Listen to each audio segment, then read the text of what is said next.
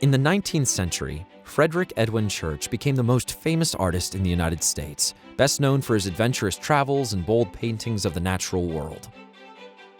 Born in Hartford, Connecticut in 1826, the gifted Frederick Church decided at a young age that he wanted to become an artist.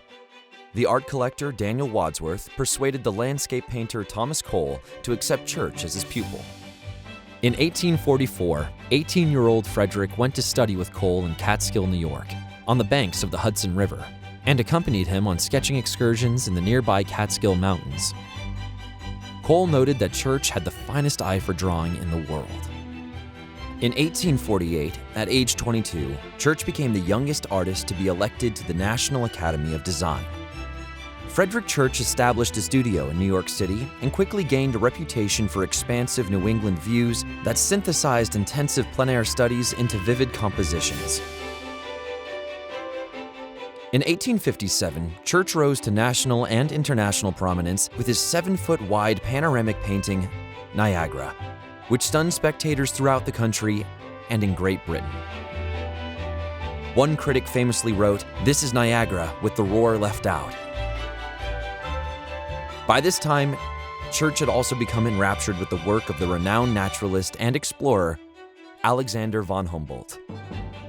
Humboldt implored artists to travel and capture the majesty of the natural world, particularly in South America. In 1853, Church made the first of 2 expeditions following in Humboldt's footsteps through the Andean region. His resulting 1859 masterpiece, The Heart of the Andes, is a huge 10-foot painting that he exhibited in dramatic fashion. It was the blockbuster art event of the decade and stunned audiences in New York City and around the country.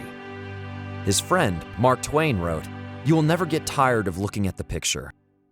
And a New York paper wrote, "A new picture by Mr. Church is as considerable an event in the world of art as a new novel by Victor Hugo or a new poem by Tennyson would be in the literary world." It was during the exhibition of The Heart of the Andes that Frederick met Isabel Carnes. They married in 1860 and purchased a hillside farm in Hudson, New York, directly across the Hudson River from the home of his late teacher, Thomas Cole. This property formed the seed of his greatest artistic endeavor, Olana.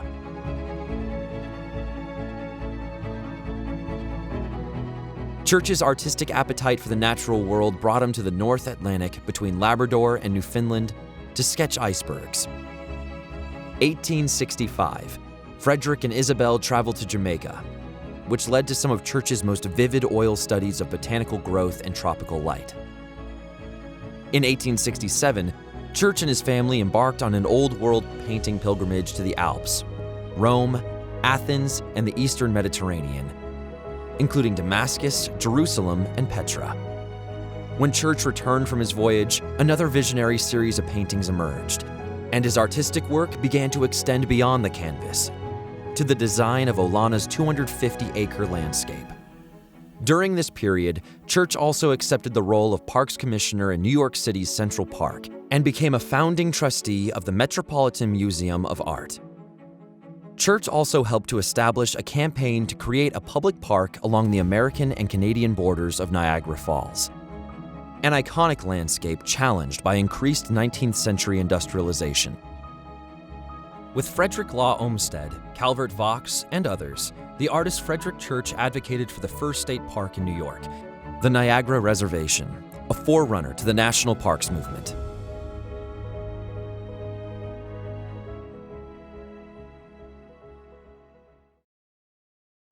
Frederick Church's Olana, an artist's home and studio, an experiential and environmental work of art, a 250-acre earthwork, a New York State historic site and public park, a regional economic engine, a national historic landmark, a viewing platform toward the American sublime, a mega artifact, a national preservation victory, the most intact historic artist's environment in the United States.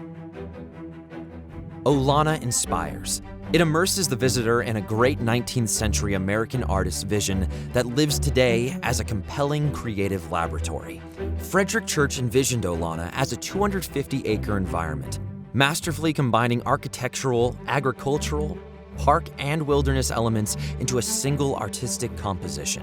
Church wrote, "I can make more and better landscapes in this way than by tampering with canvas and paint in the studio."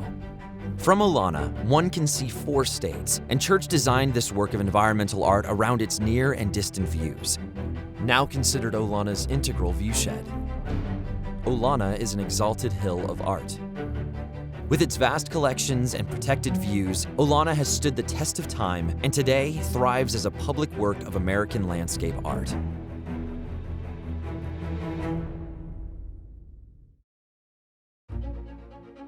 Yet it was all nearly lost.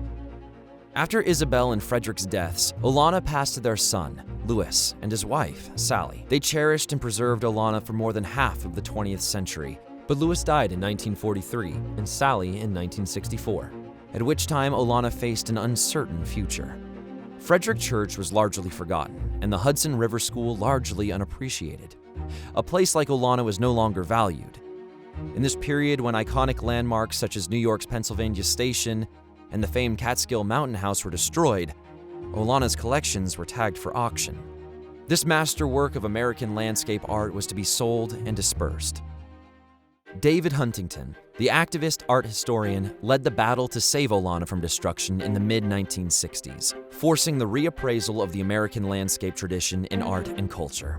He identified Olana as the monument of Emerson's, Thoreau's, and Whitman's America, and inspired a Life magazine illustrated feature that brought national attention to this pending disaster with an article titled "An Imperiled American Treasure."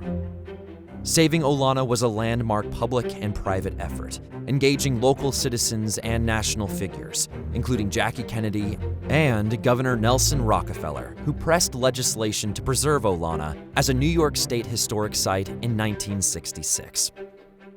From this miraculous preservation victory, the Olana Partnership emerged as a committed nonprofit steward that champions and interprets Olana as a national landmark of American landscape and environmental thinking.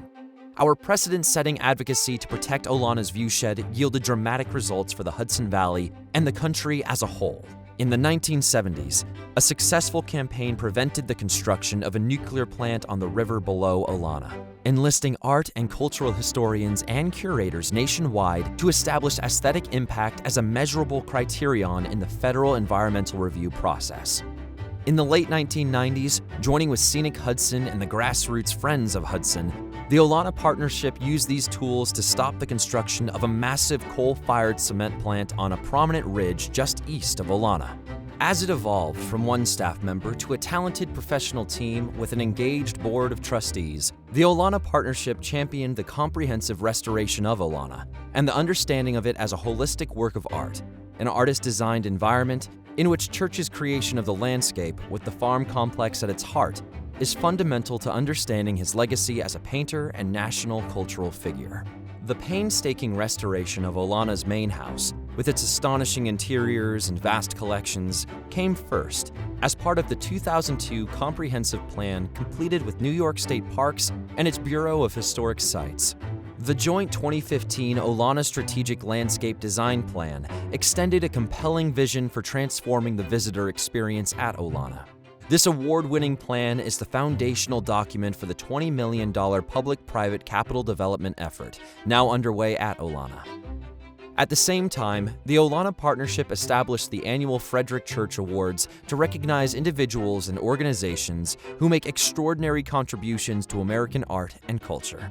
Past recipients include artists Martin Puryear and Stephen Hannock, landscape architect Lori Olin, collectors and art visionaries Patricia Phelps DeCisneros and Alice Walton, curators and art world leaders Linda Ferber, Betsy Brune, Frank Kelly, John Wilmerding, and Maury Heckscher, parks leaders Rose Harvey and Lucy Rockefeller-Waletsky, and Olana's champions Jazz Johnson, Byrne and Susan Oberwager, and Kay Toll, and many others. The physical award is inspired by Cleopatra's Needle. Frederick Church played a role in siting this ancient Egyptian obelisk near New York's Metropolitan Museum, joining art and landscape. A small replica was given to Frederick Church for his involvement, and it survives today in Church's painting studio at Olana. In interpreting Olana as a holistic work of American landscape art, the Olana Partnership seeks to make connections between the 19th century and our world today. Our annual special exhibitions in the main house and outdoors engage contemporary artists in examining the nexus between aesthetic and environmental thinking. Extending Church's legacy of Olana operating as a creative site at the forefront of our national culture, the work of artists Maya Lin, Martin Purrier, and Teresita Fernandez, among many others, has been featured in past years.